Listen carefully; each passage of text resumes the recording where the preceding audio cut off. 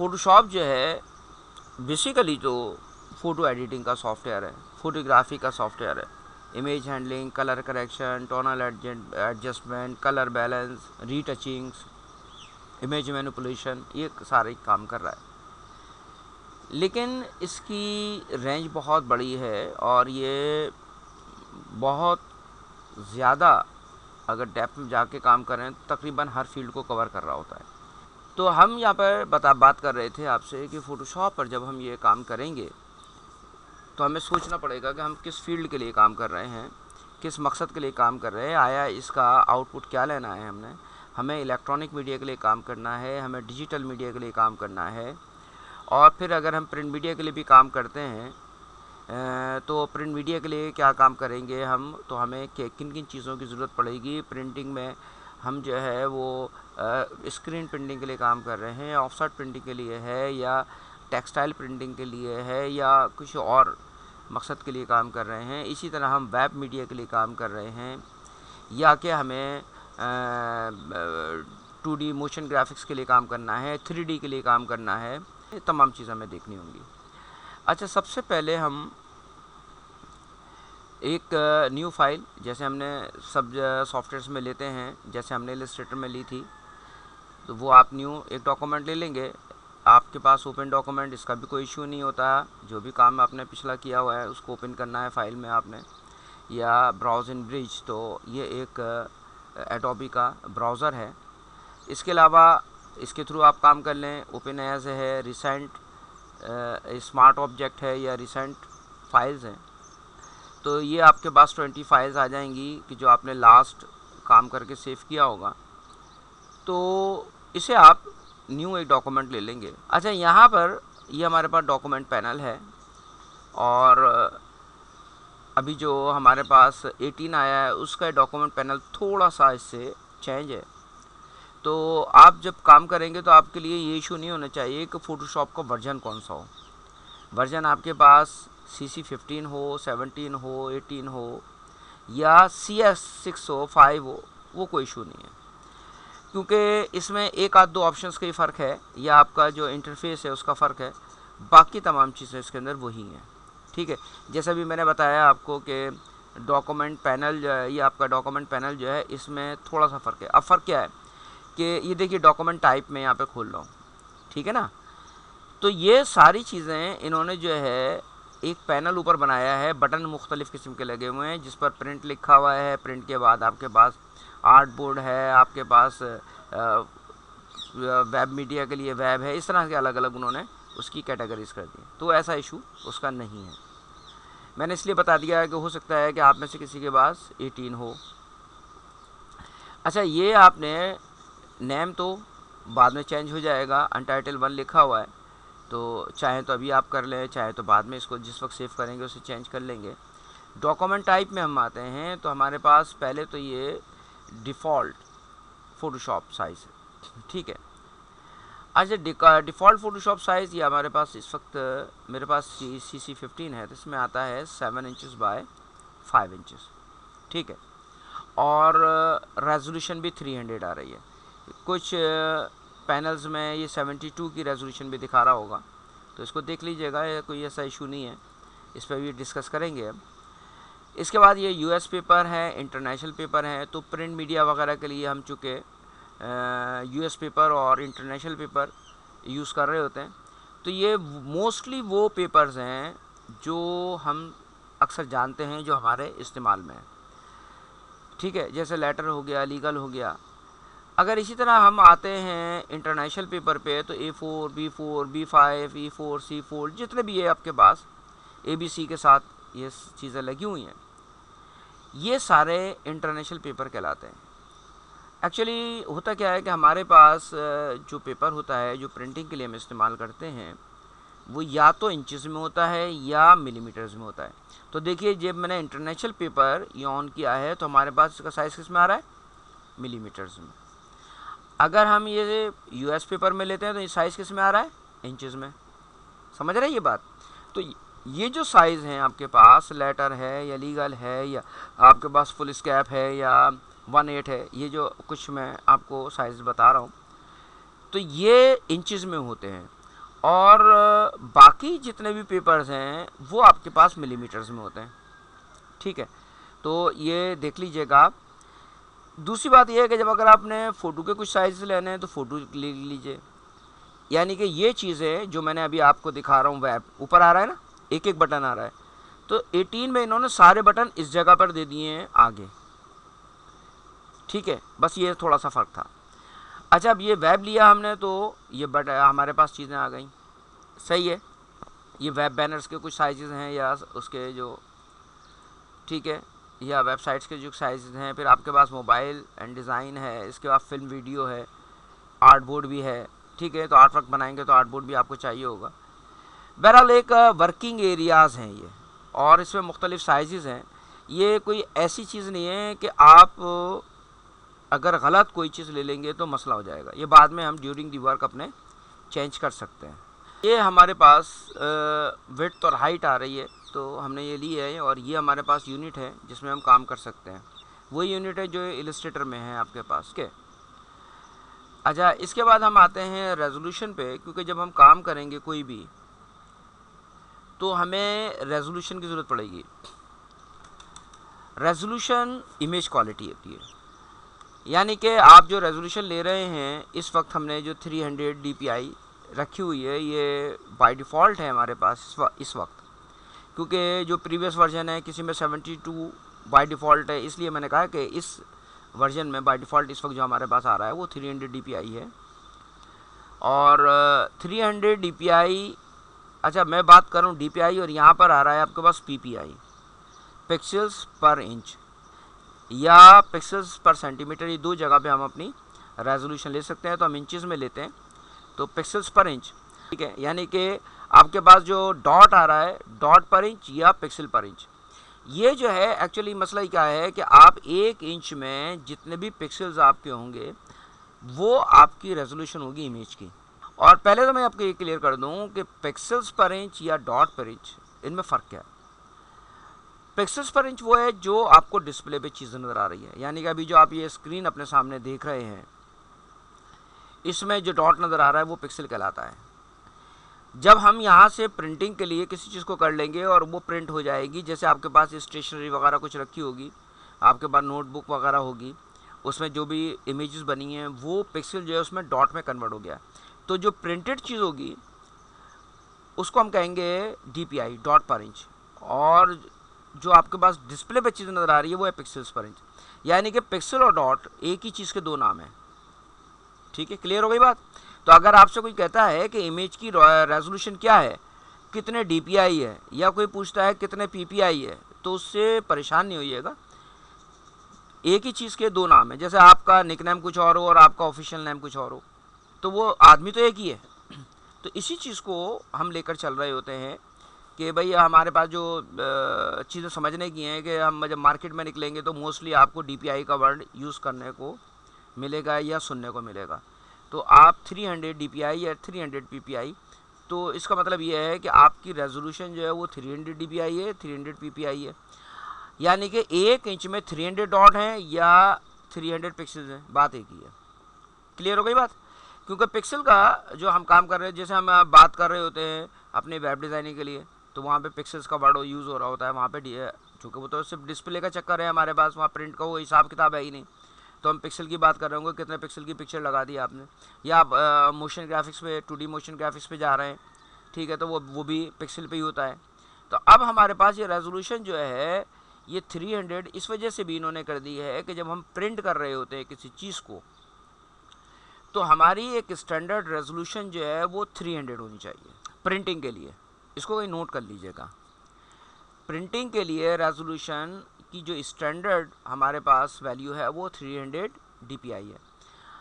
اچھا, اب مختلف ہمارے پاس, جیسے ہم نے آپ سے کہا میڈیا ہمارے پاس مختلف ہے. جیسے ہمارا پرنٹ میڈیا ہے تو ہمیں 300 DPI چاہیے, لیکن اگر ہم ویب میڈیا کی طرف چلے جاتے ہیں تو پھر ہمیں 200 بھی چاہیے ہوتی ہے, کبھی 150 چاہیے ہوتی ہے, کبھی 100 سے کام چلا لیتے ہیں.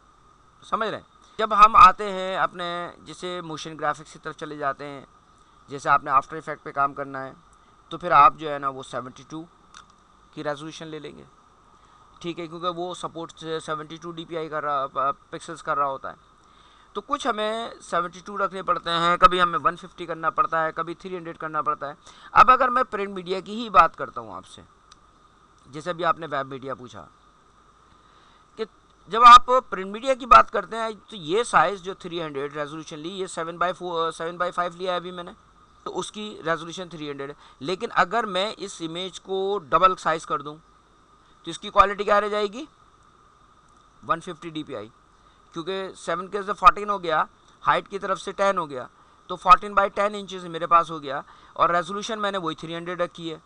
तो इसका मतलब ये है कि जब साइज़ बढ़ा और मैंने पिक्सल्स का नहीं बढ़ाए तो पिक्सल की क्वालिटी आधी रह गई, ठीक है ना। जैसे आप लोग एक इमेज ले रहे होते हैं और इमेज को अगर आप डबल साइज़ इनलार्ज करा लें फोटोकॉपियर पे, तो जब आप फोटोकॉपियर से उसको डबल इनलार्ज करेंगे तो इमेज तो वही थी लेकिन उसकी रेजोल्यूशन ख़राब हो जाएगी, इमेज की क्वालिटी ख़राब हो जाएगी। क्यों? पिक्सल्स तो उसके अंदर बढ़े नहीं, उसकी साइज़ बढ़ गया तो पिक्सल मोटा हो गया, उसका स्पेस जो था वो भी बढ़ गया, क्योंकि हर डॉट के दरमियान में भी एक स्पेस होता है।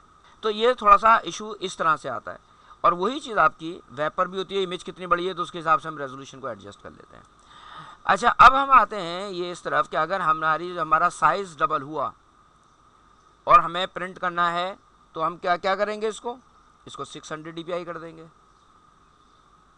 7x5 का बनाया, 600 dpi किया। अब 600 dpi इस वजह से किया हमने इसे कि हमने इस इमेज को डबल साइज़ करना है। अगर डबल साइज़ नहीं करेंगे हम तो फिर हम वही 300 dpi रखेंगे। अब हम आते हैं कलर मोड पर। अब कलर मोड जो है हमारे पास यहाँ पर हैं, एक है bitmap, grey scale, RGB, CMYK और लैब कलर्स। दूसरी तरफ आपके पास है बिट आ रही है 1 बिट, 8 बिट, 16 बिट, 32 बिट। पहली चीज़ तो ये है कि RGB यहाँ पर हमारे पास बाय डिफ़ॉल्ट आया हुआ है, ये RGB colour mode 8 bit. Bit है क्या? बिट इज़ कलर डेप्थ, और 1 bit is equal to 2 colour. अब इसे आप इस तरह से कैलकुलेट करें, 2 × 2 × 2 × 2 8 टाइम्स। जब आपने 8 टाइम्स लिख लिया इसको, 2 × 2 तो आप इसको कैलकुलेट कीजिए, 2 × 2 = 4, 8, 16, 32, 64, 128 और 256। तो 8 बिट का मतलब ये है कि 256 कलर वैल्यूज़, यानी कि RGB कलर मोड जब आप लेंगे तो और 8 बिट आ रहा है तो ये 256 कलर वैल्यूज़ हैं। अगर और ये प्रिंट के लिए आपको 256 ही चाहिए होता है हम, लेकिन जो आप डिजिटल ग्राफिक्स देख रहे होते हैं उसमें आप ग्राफिक्स कार्ड लगा रहे होते हैं 16 बिट, 32 बिट, 64 बिट, 128 बिट, ये यानी कि सारे चल रहे हैं आपके पास ना। तो ये आपकी जो ग्राफिक्स है उसके पिक्सल्स को और ज़्यादा क्लोज कर देते हैं। अच्छा, हम इसको जो है ना ज़रा एक नॉर्मल जो हमारे पास है उसको रखते हैं, वरना ये ग्राफिक्स आपने देखा होगा ना, अपने जो ग्राफिक कार्ड्स वगैरह डालते हैं आप लोग, तो वो कितने बिट का है, और बल्कि बिट तो क्या, आप तो पता नहीं कहाँ कहाँ जाके चली गई ये बात। तो बहरहाल, तो हमारे पास जो 1 बिट आ रहा है, 1 बिट का मतलब है 2 कलर। मैंने ये बताया ना, 1 bit is equal to 2 colour.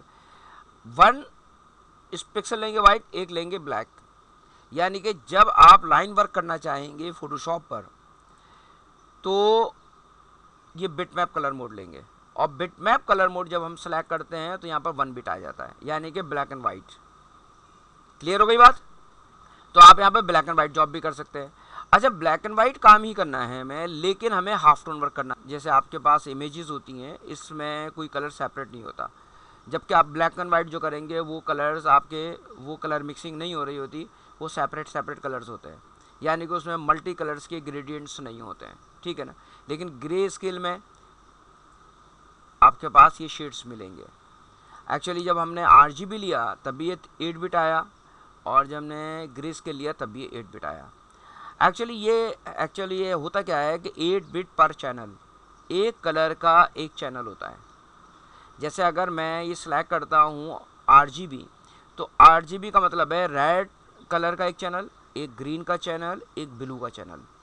तो आपके पास रेड में 256 कलर वैल्यूज़ हैं, ग्रीन में 256 कलर वैल्यूज़ हैं, और ब्लू में भी 256 कलर वैल्यूज़ हैं। तो इसी तरह जब हम ग्रे स्केल लेते हैं तो ये कोई भी एक कलर हो सकता है, चाहे ब्लैक कलर हो, जैसे आपने अपने घर में कुछ ओल्ड इमेजेस देखी होंगी जो ब्लैक एंड वाइट होती हैं, है ना, लेकिन उसमें कलर वैल्यूज़ होती हैं, उसके ग्रेडियंट्स होते हैं, इसलिए वो सिंगल कलर हाफ टोन होती है, और इसके अंदर हमारे पास 8 बिट होगा। तो आप अगर सिंगल कलर में किसी चीज़ को बना रहे हैं तो आप 8 बिट पर बनाइएगा या 256 कलर वैल्यूज़ पे बनाइएगा। अभी जब हम आगे चलेंगे तो कलर वैल्यूज़ भी मैं आपको बताऊंगा किस तरीके से आप एडजस्ट करेंगे या कहाँ कहाँ पर किस तरह से मिलेंगे आपको। RGB कलर वैल्यूज़, अब RGB जो कलर मोड है ये हम डिजिटल मीडिया के लिए कलर मोड यूज़ करते हैं, यानी कि आप वेब मीडिया है या आपके पास फिल्म टीवी है, मोबाइल्स हैं, आपके मूवीज़ हैं, जो भी कुछ है वो RGB कलर्स आपके पास चल रहे हैं। एक्चुअली ये डिस्प्ले कलर होते हैं।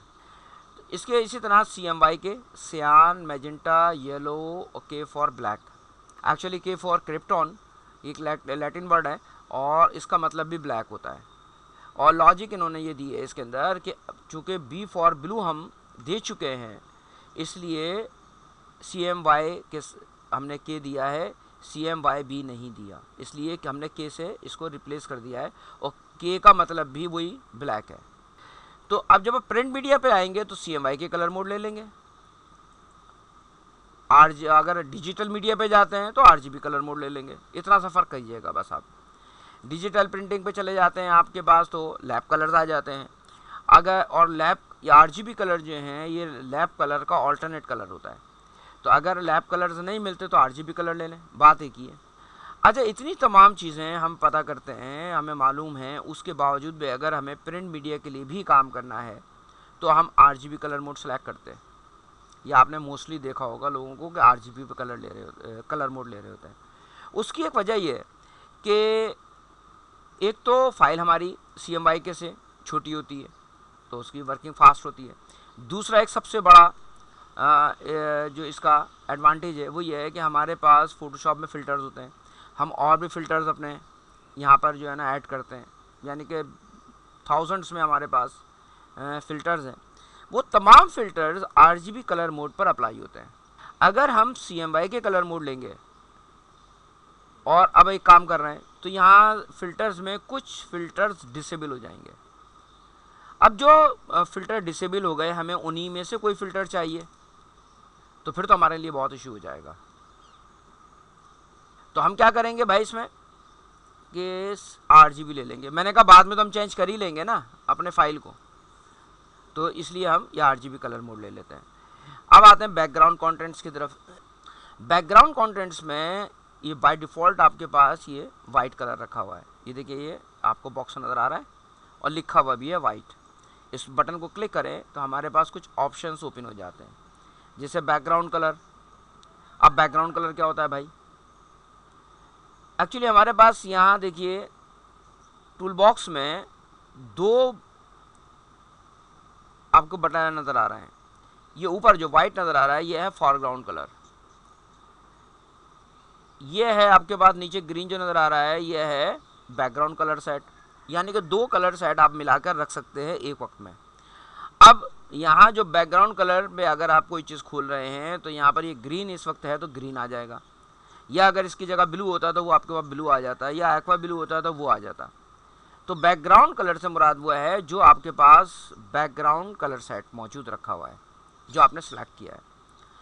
अदर ट्रांसपेरेंट का मतलब आपके पास कोई भी कलर नहीं है, आपने सिर्फ ट्रांसपेरेंट एक शीट लेनी है। या अदर कलर्स, इस पर क्लिक करें तो आप कलर पिकर पर आ गए, यहाँ से कोई सा भी कलर आप अपनी मर्ज़ी से ले लेंगे। ये कलर स्पेक्ट्रम आपके पास है, कोई सा भी कलर सेलेक्ट कीजिएगा, ठीक है, और उसको ओके कर देंगे। जब ओके करेंगे आप तो यहाँ पर वो कलर अदर में आ जाएगा और फिर आप वो कलर अपने बैकग्राउंड के लिए यूज़ कर सकते हैं। तो फ़िलहाल हमें कोई चीज़ नहीं चाहिए, हमें इस वक्त जो चाहिए वो डिफ़ॉल्ट पे आपको वाइट चाहिए। वाइट लेने का मकसद क्या है कि जो देखें ये हमारे पास जो फ़ोटोशॉप पे काम होगा वो होगा लेयर्स में, तो ये एक बैकग्राउंड लेयर इसकी आएगी। अब बैकग्राउंड लेयर लॉक होगी, उस पर हम काम नहीं करेंगे। यानी कि एक तरीके से आपको एक शीट चाहिए होती है वाइट कलर की जिस पे तमाम कलर्स, तमाम शेड्स, तमाम इफ़ेक्ट्स ज़रा इजीली नज़र आ जाए, ठीक है। अगर ट्रांसपेरेंट होंगे या इसमें कलर शेड होगा कोई तो फिर हमें कोई चीज़ विजिबल नहीं होगी, यानी कि सारी चीज़ें विजिबल नहीं होंगी और कुछ विजिबल होंगी। तो हम इसमें वाइट रखते हैं ताकि हर चीज़ हमारी विजिबल हो जाए। इसके बाद ये एडवांस में आपके पास इसको कलर प्रोफाइल छिड़ने की ज़रूरत नहीं है आपको। यहाँ पर आ जाएं, एक्सपेक्ट रेशो स्क्वायर, इसको भी आपको फ़िलहाल छिड़ने की ज़रूरत नहीं है, लेकिन आप इसको देख लें कि ये NTSC और पाल वगैरह ये मोशन ग्राफिक्स वगैरह के लिए हैं, सही है। और ये आपके पास फ़िलहाल स्क्वायर में एक्सपेक्ट रेशो आ रहा है। अब जैसे NTSC है 0.9 और फिर पाल है उसका 1.09, ये टाइम मिला मुझे तो फिर मैं आपको बता सकूँगा ये हम क्यों इस्तेमाल करते हैं, इसका रेशो क्या है। तो हम इसको एक्सपेक्ट रेशो इसका स्क्वायर ही लेंगे, जो बाय डिफ़ॉल्ट होता है 1/1, यानी कि जो भी पिक्सल्स आप देख रहे हैं उसका रेशो आपको यही मिलेगा फोटोशॉप पर। इसके बाद हम ये ओके करते हैं। ये हमारे पास एक वाइट स्क्रीन आई है। ये वाइट पीस जो है ये हमारा वर्किंग एरिया है, जिसे हम कैनवस कहते हैं, ठीक है जी। तो आज हम सिर्फ इसको इतना ही रखते हैं और इससे आगे मैं लेकर चलता हूँ इंशाल्लाह नेक्स्ट क्लास में। अल्लाह हाफ़िज़।